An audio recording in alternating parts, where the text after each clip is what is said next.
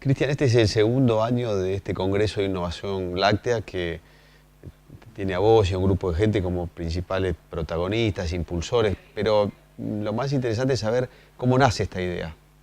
Bueno, hablando hace unos años atrás con Mariano Grassi, que era presidente del Banco de Alimentos en su momento, me manifestaba la necesidad que tenían de poner alimentos de alto valor nutritivo en el paquete de alimentos que el Banco de Alimentos ofrecía a sus entidades beneficiarias. Sí. La industria láctea es un sector donde hay bajos niveles de desperdicio, por lo tanto la cantidad de alimentos lácteos que recupera el banco es relativamente bajo. Y salió la idea de este congreso como una suerte de capacitación al sector para generar innovación, para generar progreso, para discutir ideas y con lo recaudado mediante los auspicios utilizar ese beneficio en el 100% de su totalidad para comprar leche cruda y que esto después se industrialice y se procese de manera gratuita para que el Banco de Alimentos pueda entregar leche de larga vida a esas entidades beneficiarias. El origen del Congreso es buenísimo, es esto mismo que vos nos estás contando, pero tiene también otro efecto que es la propia capacitación de la gente del sector. Hemos visto hoy en la Bolsa de Comercio mucha gente que se ha quedado hasta el final por la calidad de los expositores. Algunos de ellos vienen del exterior y han mostrado algunas realidades que son apasionantes, pero que difieren un poco de lo que es la Argentina. Contame cómo adaptás esas cosas que se cuentan de cómo va el mundo y cómo funciona el tambo y el negocio en Estados Unidos, por ejemplo, con la realidad argentina, que es un poquito diferente. Ya, yo tengo coincidencia con lo que manifestaba Mike de que en otros países es mucho más fácil, ¿no? Pero también tengo la convicción de que cuando uno está convencido de hacia dónde quiere ir, a pesar de las adversidades encuentra la manera, ¿no? Siempre lo digo que si uno cree en algo va a encontrar la forma y si no va a encontrar una excusa para justificar por qué no se pudo hacer. Nosotros como una empresa familiar, como Grupo Yabasa, logramos duplicar la producción de leche en tan solo 5 años. Generamos un 50% más de trabajo, aumentando solamente un 4% la cantidad de hectáreas que explotábamos como empresa familiar. Cuento este ejemplo porque, digamos, nuestra empresa familiar se desarrolló en las mismas circunstancias que otros jugadores del sector lechero y el sector lechero nuestro no creció prácticamente los últimos 11 años. O sea que si uno quiere buscarle la vuelta o apostar al medio ambiente, apostar a la tecnología, existen formas de llegar, digamos. Cristian, ¿y cuál fue la base de ese crecimiento, de ese desarrollo en la empresa de ustedes? Mira, una primera medida yo creo que fue habernos organizado administrativamente y conocer cuáles eran nuestros costos de producción, cómo era nuestro flujo de dinero. Y a partir de ahí uno tiene más seguridad porque empieza a entender cómo los índices productivos y reproductivos de tu establecimiento se correlacionan con lo que después te pasa en la parte económica y financiera.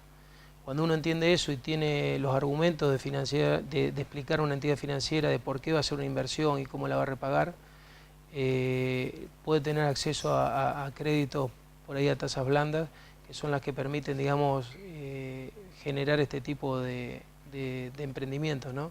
Está claro, y Mike lo mencionaba, que es una industria de capital intensivo esta, cuando uno va a un sistema intensificado de producción, ¿no? En galpones, en sala de ordeñe, en mixer, tractores, y una de las habilidades que tenés que desarrollar como productor agropecuario es justamente la capacidad de tomar créditos que sean razonables, que tengan un plazo razonable y tasas razonables, ¿no?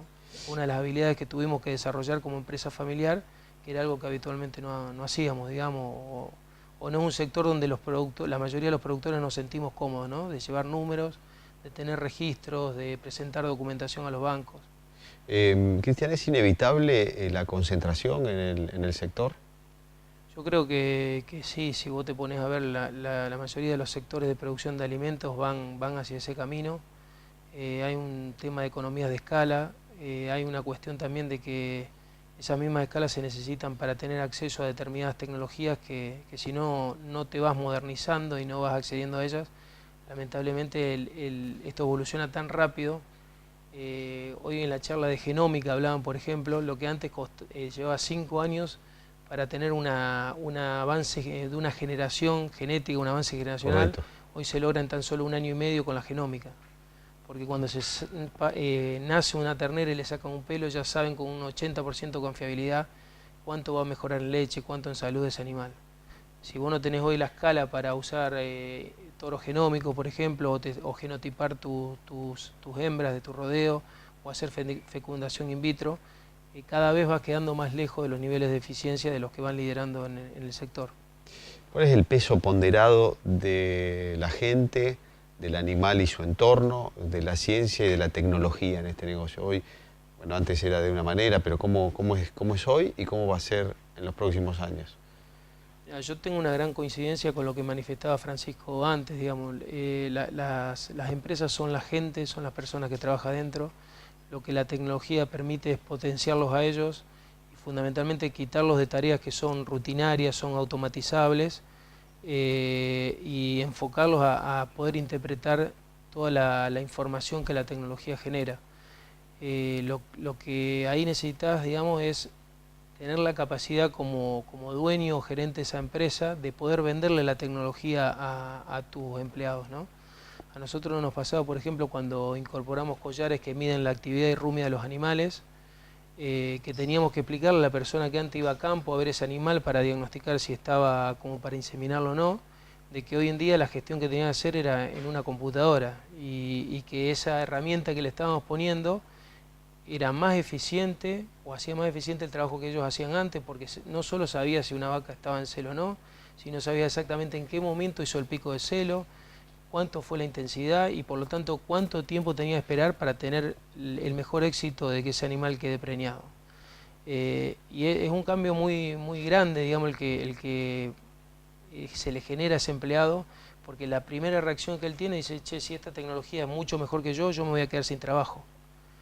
Entonces ahí es donde hay que darle seguridad al empleado, al que le cambia su status quo, la forma de tomar decisiones, la forma de actuar, dándole seguridad de que su trabajo no es que se va a perder, sino que se va a reinventar, que va a hacer cosas distintas que van a tener mayor impacto en el resultado de la empresa y que toda esa información muy específica, precisa que se genera, uno la va a usar para castigarlo cuando él no haga algo en tiempo y forma, sino para enriquecernos y mejorar el trabajo que él hace diariamente.